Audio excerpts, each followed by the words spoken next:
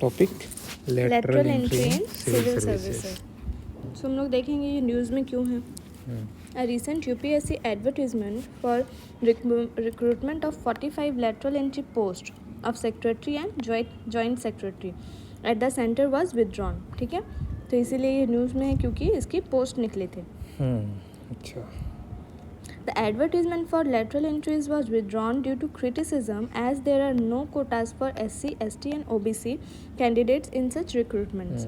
According to a letter by DOPT, Department of Personnel and Training, to the UPSC in November 2018, the present arrangement of filling up these posts may be deemed as a close approximation of deputation, where mandatory reservation for SC, ST or OBC is not necessary. However, if duly eligible SC, ST, OBC candidates are eligible, they should be considered and priority may be given to such candidates in similarly situated cases for ensuring holistic representation. ठीक है, तो अब हम लोग देखेंगे कि how have lateral entries been kept out of ambit of reservation. ठीक है, इसको रिजर्वेशन के दायरे से बाहर क्यों रखा गया। Reservation in public jobs and universities in implemented via what is known is the 13-point roster. According to this formula there is no reservation for up to 3 vacancies. In the current round of recruitment, the UPSC had advertised 45 openings. If these were to be considered as a single group according to the 13-point roster, 6 vacancies would be reserved for SC candidates, 3 for ST, 12 for OBC, and 4 for EWS. Since the vacancies have been advertised separately from each department, all of them are effectively single post vacancies and hence bypass the policy of reservation. ठीक है, इसीलिए ये policy reservation को bypass करके ये post निकला है। In a single post cadre the reservation does not apply. ठीक है, सिंगल पोस्ट जो वैकेंसीज होती है वो जो कैडर होता है उस पर रिजर्वेशन अप्लाई नहीं होता। Since each post to be filled under lateral entry is a single post, reservation is not applicable. Supreme Court in Akhilesh Kumar Singh versus Ram Dhawan and others case 2015 held that reservation to a single post cadre amounts to 100% reservation and violates Article 16(1) and 16(4). ठीक है, 16(1) में क्या था, to equal opportunity of jobs और 16 clause 4 में क्या था, reservation in appointments. About lateral entry. अब लेटरल एंट्री है क्या। Lateral entry offers recruitment to a person from outside the usual bureaucratic setup for certain post in government departments at mid और senior level position. ठीक है, it is unlike the traditional hiring system where posts are filed based on merit through an exam conducted by the UPSC. It is different from appointment of private sector employees for advisory role. It is example appointment of chief economic advisor of India, usually prominent economist. ठीक है, it is contractual employment for 3 to 5 years. Extension of tenure based on performance. Countries like Australia, USA and UK follow both the direct entry via exam and lateral entry. अब इस idea का इवॉल्यूएशन कैसे हुआ। ठीक है, evolution of idea of lateral entry in India.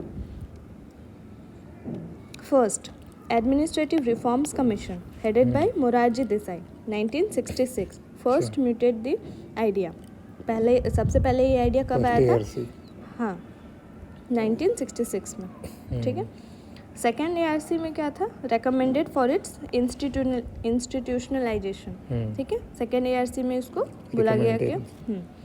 Third, parliamentary standing committee headed by Shashi Tharoor in 2016 recommended for inclusion of eminent person from various fields. ठीक है, fourth क्या है कि 3-year एक्शन एजेंडा बाय नीति आयोग 2017 में and the report of the sectoral group of secretaries on governance 2017 recommended for induction at middle and senior management levels. ठीक है, और lateral entry recruitments were announced in 2018 में जाके ये अनाउंस किया गया कि लेटरल एंट्री का रिक्रूटमेंट्स होगा। ठीक है, इसका एडवांटेज क्या क्या, Addressing shortfall of officers, only 442 IS officers are working with the center against the required strength of 1469 officers. ठीक है, ये डिमांड है, लेकिन वर्क कितने कर रहे हैं? 442 IS with the center. So Baswan Committee 2016 had also supported lateral entry considering the shortage of officers. ठीक है, तो ये क्या करेगा? जो shortfall of officers है उसको fill करेगा. Increase in efficiency and governance. Lateral entry brings competition to the established career bureaucracy. NITI Aayog. ठीक है, ये एफिशिएंसी और गवर्नेंस को बेटर करेगा. इंक्लूजन ऑफ डोमेन एक्सपर्ट, अलग अलग फील्ड से अगर लोग आएंगे तो वो डोमेन एक्सपर्ट और अच्छा होगा. Hiring individuals with experience in economics, finance and technology like robotics, artificial intelligence, crypto currency could bring a fresh perspective to public policy. Okay. Dealing with departmental necessities. Certain ministries, departments are required to work in tandem with the private sector like civil aviation, environment, climate change, etc. ठीक है, अब इसके साथ issues क्या क्या हैं? Short term focus, जैसे इनका अपॉइंटमेंट हम लोग ने देखा कि कितने टेन्योर के लिए होता है? 3 to 5 years के लिए. may lead to a short term policy goal, lacking long term vision and impact. ठीक है, conflict with the constitutional mandate, recruitment being outside the purview of India's reservation policy affects the larger goal of social justice and equity. Conflict of interest, private sector individuals may influence government decision for profit, risking revolving door governance. ठीक है, अगर कोई private sector से government sector में lateral entry के through आएंगे तो may be वो इन्फ्लुएंस कर सकते हैं government policy for their profit. ठीक है, revolving door governance, referring to public officers switching between public service and lobbying roles witnessed in USA. ठीक है, accountability issue, holding private sector appointees accountable is difficult due to their short tenure. ठीक है, 3 से 5 साल के लिए कोई अगर आ रहा है तो उसका ज़्यादा कोई जवाबदेही नहीं होगा. Lack of grass root level experience, वो सीधे प्राइवेट सेक्टर से आएंगे तो उनको ग्रास रूट लेवल का कम आइडिया होगा. ठीक है, और गवर्नमेंट स्कीम किसके लिए है? To implement grass root level people. Administrative rules require diverse experiences, not just specialized skills, and understanding local dynamics is crucial. Political interference हो सकता है. Political interference is the selection process. In the selection process में promote nepotism and favouritism. ठीक है, इसका way forward क्या है? Reforms in the process of lateral entry complimented by the following steps would facilitate resolving the issue of vacancies and ensuring competency and merit in the system. ठीक है, पहला way forward क्या है? Establishing public administrative university.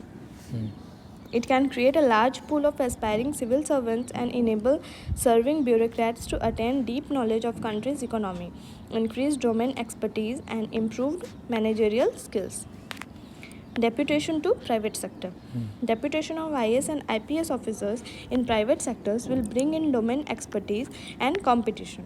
ठीक है, कि अगर जो IS और IPS ऑफिसर्स हैं उन्हीं को अगर प्राइवेट सेक्टर में ट्रेनिंग या फिर डेप्यूट किया जाए कुछ साल के लिए तो वो भी डोमेन एक्सपर्टीज बन सकते हैं. ठीक है, और bring competition in the government.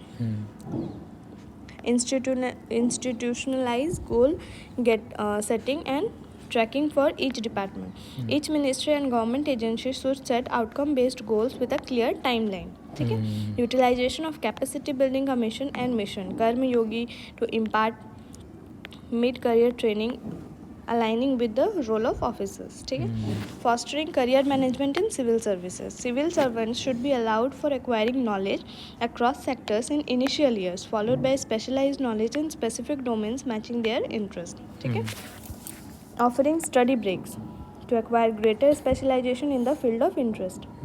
2-tier entry system. D. Shubha Rao, former RBI governor, recommended a 2-tier entry into IS. First, usual at 25 to 30 years, followed by 37 to 42 years via lateral entry.